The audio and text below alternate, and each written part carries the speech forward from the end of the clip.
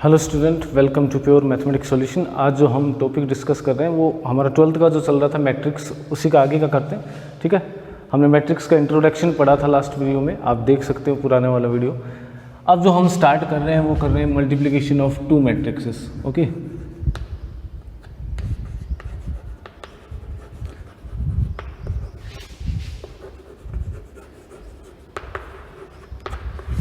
तो सबसे पहले मल्टीप्लिकेशन करने के लिए टू मैट्रिक्सेस किसी नंबर से इनटू करते हैं, दैट कंसेप्ट भी डिस्कस। सीधा जितने भी एलिमेंट होते हैं, जैसे मान लो कोई मैट्रिक्स आपको दे रखा है ए विद एलिमेंट 3 -1 2 4 और 3a लग रहे हैं, यानी किसी भी नंबर से इनटू कर रहे हैं या डिवाइड कर रहे हैं, 1/3 लिख सकते हो।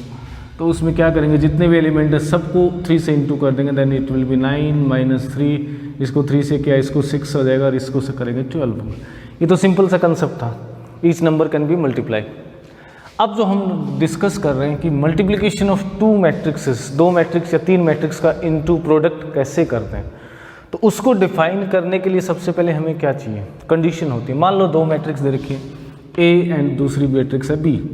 अब इनका प्रोडक्ट डिफाइन होगा कि नहीं होगा, ये डिपेंड करेगा इस बात पे कि इसका ऑर्डर क्या है। मान लो इसका ऑर्डर ले लिया मैंने मैट्रिक्स ए का m × n, दूसरा जो मैट्रिक्स है उसका ऑर्डर ले लिया मैंने p × q। Okay, let us do.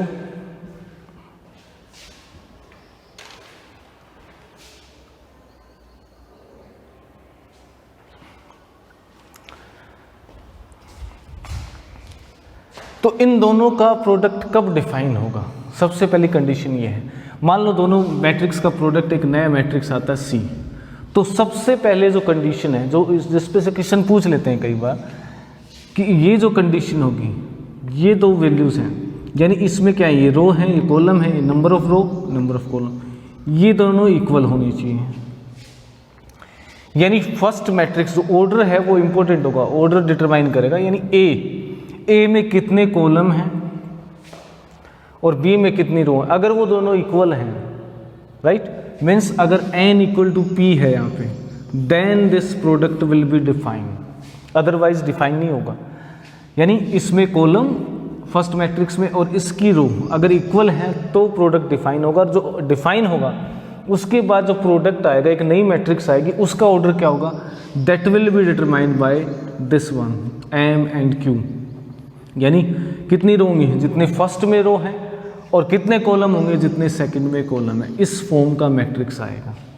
तो ये डिफाइन करने के लिए आपको सबसे पहली कंडीशन ये होगी कि फर्स्ट मैट्रिक्स में कॉलम और सेकंड मैट्रिक्स में रो इक्वल होनी चाहिए, और जो रिजल्टेंट आएगा वो क्या होगा, ये होगा। अब आपसे कई बार क्वेश्चन पूछ लेते हैं कि ए एक मैट्रिक्स है 3 × 2 का, बी एक मैट्रिक्स है 2x × y का, ओके, 2x × y का, और जो दोनों का प्रोडक्ट आ रहा है C, उसका जो ऑर्डर है वो मान लो आपको दे रखा है 3 × मान लीजिए 4।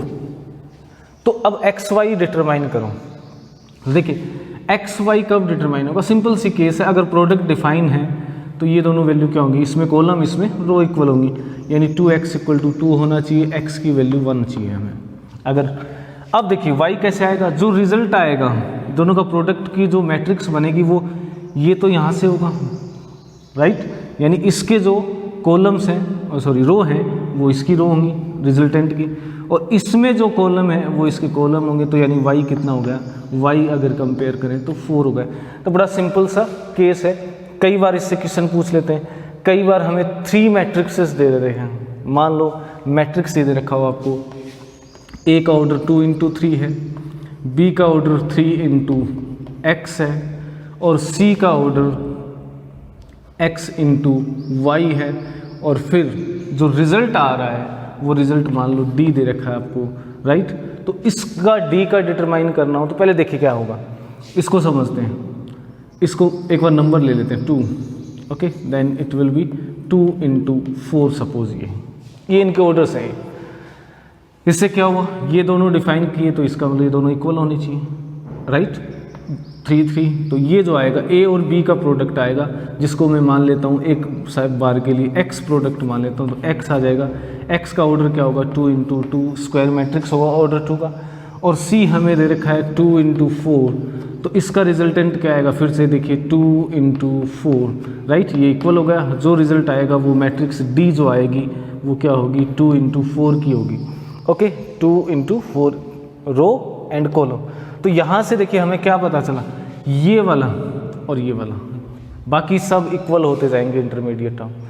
तो यानी फर्स्ट मैट्रिक्स है उसकी रो, लास्ट मैट्रिक्स की आपके पास कॉलम वो इक्वल होने चाहिए।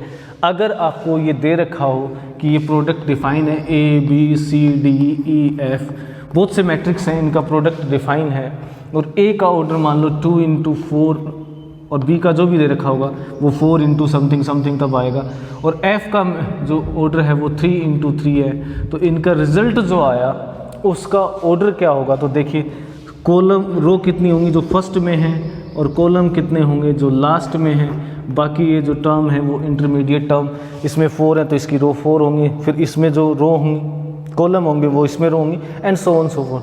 लेकिन रिजल्टेंट जो आएगा, जिसका मान लो ये रिजल्टेंट x आ रहा है, तो इसका ऑर्डर क्या होगा 2, यानी फर्स्ट जो मैट्रिक्स है उसकी रो और लास्ट जो मैट्रिक्स है उसके कॉलम इतना आएगा इसका order. I hope you understand. तो कई बार सिंपल सा ऐसे कंफ्यूज करने के लिए क्वेश्चन पूछ लेते हैं। अब इसका ऑर्डर डिफाइन कर लिया, मान लो 2 मैट्रिक्स दे रखे हैं, उसका प्रोडक्ट कैसे फाइंड करते हैं उसकी बात करते हैं। सपोज हमें 2 मैट्रिक्स दे रखे हैं ए और बी, इनका प्रोडक्ट फाइंड करना। तो सबसे पहले तो डिटरमाइन करेंगे क्या प्रोडक्ट एग्जिस्ट करता है। इसका ऑर्डर देखिए, फर्स्ट मैट्रिक्स का ऑर्डर है 2 रो 3 कॉलम्स, ओके। सेकंड का जो ऑर्डर है 3 रो 2 कॉलम्स, सॉरी 3 रो 3 कॉलम्स, 3 रोज है, फर्स्ट सेकंड थर्ड और 3 कॉलम्स। इसमें कॉलम 3, इसमें रो 3, मीन्स ये दोनों अगर इक्वल हैं तो प्रोडक्ट डिफाइन होगा। और जो रिजल्टेंट मैट्रिक्स आएगा उसका ऑर्डर क्या होगा 2 × 3 का ऑर्डर का एक मैट्रिक्स आएगा। अब इसका प्रोडक्ट कैसे फाइंड करते हैं, मान लो इन दोनों का प्रोडक्ट मैं करता हूँ, तो एक बार फिर से मैट्रिक्स लिख रहा हूँ मैं, तो कि एक बार इजीली समझ आ जाए, उसके बाद हम डायरेक्ट कर सकते हैं थोड़ी सी प्रैक्टिस के बाद। And this is 1 -1 1 1 2 4 2 3 4, any entries, कोई भी इंट्रीज ले ली हमने डिफाइन कर। अब देखिए इसको प्रोडक्ट लेने के लिए हम क्या करेंगे, इसकी फर्स्ट रो उठा लो और इसको इससे इंटू कर दो पहले, तो यानी ऐसे first row first column, first row second column, first row third column, ये इस ऑर्डर में चलेगा और वैसे ही लिखते जाएंगे। तो इनका ऑर्डर कैसे लिखेंगे, देखिए प्रोडक्ट कैसे लिखा जाएगा। लेट अस सी फर्स्ट रो, ये एलिमेंट इससे इंटू कर दो 3 × 1, इसको इससे इंटू कर देंगे, फर्स्ट रो को फर्स्ट कॉलम से, प्लस लगाते जाइए 2 × 1 प्लस -1 × 2, ये हुआ फर्स्ट, इससे सेकंड, इससे ये एक एंट्री होगी हमारी। फर्स्ट रो फर्स्ट कॉलम एक फर्स्ट एंट्री हो गया, यानी फर्स्ट रो फर्स्ट कॉलम कौन सा गया, first row first column A11 element आ गया अपना। फिर first row second column, first row में सेकंड एलिमेंट यहाँ लिखेंगे, तो इसको देखिए फिर से 3 से इंटू करेंगे, तो ये 3 × -1 फर्स्ट को, सेकंड को सेकंड से करेंगे plus 2 × 2, okay, plus -1 × 3, -1 × 3, this will be the second. First row second column, first row में सेकंड कॉलम का एलिमेंट। अब फर्स्ट रो थर्ड कॉलम, यानी क्या होगा 3 × 1, 3 को 1 से इंटू करेंगे, 2 को 4 से कर देंगे, plus 2 × 4, and next is -1 × 4 plus -1 × 4, ये नेक्स्ट एलिमेंट होगा। फर्स्ट रो थर्ड कॉलम, तो देखिए first row first column, first row first second column, first row third column, उसी फॉर्म में हमने लिखा। तो इंट्रीज, अच्छा इसका डायरेक्ट मेथड कुछ इजी बना सकते हैं, हाँ बिल्कुल बना सकते हो आप इजी। इसको क्या करो, इसको ऐसे लिख लो 1 -1 1 -1, यानी इसको ट्रांसपोज बोलते हैं, इसको उल्टा लिख लो आप, इसका फर्स्ट रो फर्स्ट कॉलम में रफली लिख लो, तो उससे और भी इजी हो जाता है। जैसे मैं अगर इसको ऐसे लिख देता 1 1 2, राइट, तो 1 -1 1 यहाँ लिखूंगा, तो वो 1 2 1 1 2 यहाँ आ जाएगा, फिर सीधा ही कर दूंगा फर्स्ट को फर्स्ट से सेकंड। तो ट्रांसपोज लेके भी कर सकते हो, उससे थोड़ा इजी हो जाता है, लेंथी नहीं होता। Otherwise you can do like this, जैसे मान लो मैं ट्रांसपोज लेता तो इससे कर देता, कोई दिक्कत नहीं है। अब देखिए इसको कर दें -1 को फर्स्ट से करेंगे, देखिए -1 इंटू 1 प्लस लगाते जाइए 0 इंटू 1 प्लस 3 इंटू 2, यानी सेकेंड रो को फर्स्ट कॉलम से किया पहले मैंने, अब सेकेंड रो को, क्योंकि सेकेंड रो चल रही है मेरी, तो सेकेंड रो राइट, थोड़ा सा नीचे लिख देते हैं इसको, फिर से देखिए -1 into 1 plus 0 into 1 plus 3 into 2। Okay, next देखिए इसको फर्स्ट रो सेकेंड रो को सेकेंड कॉलम से करेंगे तो क्या आएगा, देखिए -1 into -1, okay, plus 0 into 2 plus 3 into 3, okay. Next second row को थर्ड कॉलम से तो क्या आ जाएगा, -1 इंटू 1 प्लस 0 इंटू 4, ये 0 इंटू 4 लास्ट होगा 3 into 4। Okay, so I hope you understand, बड़ा सिंपल सा कंसेप्ट। अब इसकी कैलकुलेशन कर दीजिए, फर्स्ट रो को तीनों कॉलम से करेंगे, फिर सेकेंड रो को तीनों कॉलम से करेंगे, राइट। अब देखिए 3 इंटू 2 6 -2, सिंपल सा है तो 0 हो ही जाएगा, 0 3 बचेगा, -3 -6 प्लस 4 -2 बचेगा, and the last one 3 plus 8 11 11 minus 4 that will be 7। Okay, इसके लिए देखिए -1 एंड 6 प्लस का 5 आ जाएगा बेटा, 0 तो मतलब ही नहीं है, minus +1 and 9 this will B 10, और last -1 plus 12 this will B 11। सो इन दोनों मैट्रिक्स का प्रोडक्ट ए बी, जिसको मैं सी भी लिख सकता हूँ, वो क्या होगा, और इसका ऑर्डर देखिए क्या आएगा, 2 रो 3 कॉलम, जो मैंने पहले बताया था 2 रो 3 column, first and last. Okay, I hope you understand, simple सा कंसेप्ट है। अगर मैं इसको थोड़ा इजी बनाने की कोशिश करूँ तो क्या कर सकता हूँ, मैं इस पार्ट को रफ कर सकता हूँ, ओके, और इसका ट्रांसपोज लिख लेता हूँ, जिसको ट्रांसपोज हम आगे पढ़ेंगे भी।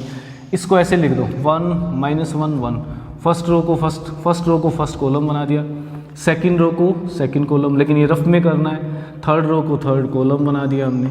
Okay, this is the product. Okay, क्या किया मैंने, 1 -1 1 को यहाँ लिख दिया, सेकंड रो को सेकंड कॉलम बना दिया, 1 2 4 2 3 4 को यहाँ लिख दिया। अब सीधा सीधा इनटू हो जाएगा, 3 2 -1, यार 3 2 माइनस जो भी आ रहा है, 3 1 जा 2 इंटू 1 -1 इंटू 2 ही आ गए। फिर क्या करूँगा, इसको सेकंड से कर दूंगा, इसको फर्स्ट से किया, अब इसको सेकंड से यहाँ से कर सकते हो, तो ये सीधे ये आ जाएंगे। फिर इसको इससे, लेकिन ये रफली इसको लिख नहीं सकते आप, ट्रांसपोज लिखना पड़ता है, that will discuss later transpose क्या होता है। अब और कुछ क्वेश्चंस करते हैं प्रोडक्ट पे, मैट्रिक्स के मल्टीप्लिकेशन का कुछ प्रॉपर्टीज़ करते हैं। सबसे पहले देखिए, अगर ए बी डिफाइन है तो ज़रूरी नहीं है कि बी ए भी डिफाइन होगा, इट इज़ नॉट कंपल्सरी, क्योंकि ये डिपेंड करता है क्या ऑर्डर है उसका, दैट वी डिस्कस्ड। अब देखिए A B equal to B A होना ज़रूरी नहीं है, हमेशा नहीं होगा, कुछ केसेस में, कुछ स्पेशल केसेस में ऐसा हो सकता है, तो यानी कम्यूटेटिव नहीं होता है। सेकंड देखिए, ए बी सी अगर ये डिफाइन है, ए बी सी का प्रोडक्ट, तो A B C can be A B then C, यानी एसोसिएटिव प्रॉपर्टी हो सकती है, वो एसोसिएटिव प्रॉपर्टी होल्ड करता है, बशर्ते A B C define, A B C का प्रोडक्ट डिफाइन हो। ओके, देन स्क्वायर मैट्रिक्स की बात करते हैं। स्क्वायर मैट्रिक्स में प्रोडक्ट क्या होगा, देखिए मान लो एक कोई मैट्रिक्स लिया मैंने, 1 2 -1 3। ओके, अब मैं ए को ए से इंटू कर दूं, मान लो खुद से भी तो मल्टीप्लाई कर सकते हैं ना, ए इंटू ए मैट्रिक्स इंटू प्रोडक्ट ले लिया, ए क्या है 1 2 -1 3, इसका खुद से ही प्रोडक्ट ले लिया 1 2 -1 3, तो क्या ये स्क्वायर लिखेंगे? नहीं, कभी भी गलती मत करना कि ए स्क्वायर कर दिए इनके, नो, इनके एलिमेंट्स का स्क्वायर नहीं होगा। ए इंटू ए, जिसको हम ए स्क्वायर भी लिख सकते हैं, ये ए स्क्वायर है, इसका मतलब मैट्रिक्स को खुद से इंटू किया, जैसे 2 को 2 करते हैं तब 2 स्क्वायर, तो मैट्रिक्स को इंटू किया, इसके एलिमेंट्स का स्क्वायर नहीं करना। तो ये क्या आएगा, ये एक्चुअल में ए का ए से प्रोडक्ट है, इसको ए स्क्वायर से लिख सकते हैं, ए पावर 3 भी हो सकती है। स्क्वायर मैट्रिक्स के केस में ए की पावर हो सकती है, यानी उसकी पावर लिख सकते हैं, वो खुद से मल्टीप्लाई होता है क्योंकि वो डिफाइन हो जाता है। तो वो प्रोडक्ट क्या आएगा, देखिए यहाँ से आप लिख सकते हो 1 -2, okay, 2 + 6 -1 + 1 + -3, okay, and that -2 + 9, and a square will be -1 8, okay, -4 7, यानी ये इनके स्क्वायर नहीं आए हैं, आप देख सकते हो स्क्वायर नहीं आ रहे, तो यानी ए का स्क्वायर लिख सकते हो, ऐसे ए क्यूब भी लिख सकते हो आप, राइट। तो स्क्वायर मैट्रिक्स में जब खुद से ही मल्टीप्लाई किया जाता है 2 टाइम्स किया जाता है, स्क्वायर होगा 3 टाइम्स करेंगे तो क्यूब होगा, 4 टाइम्स होगा तो 4 पावर्स हो जाएंगे। I hope you understand. Okay, आगे जो कर रहे हैं हम,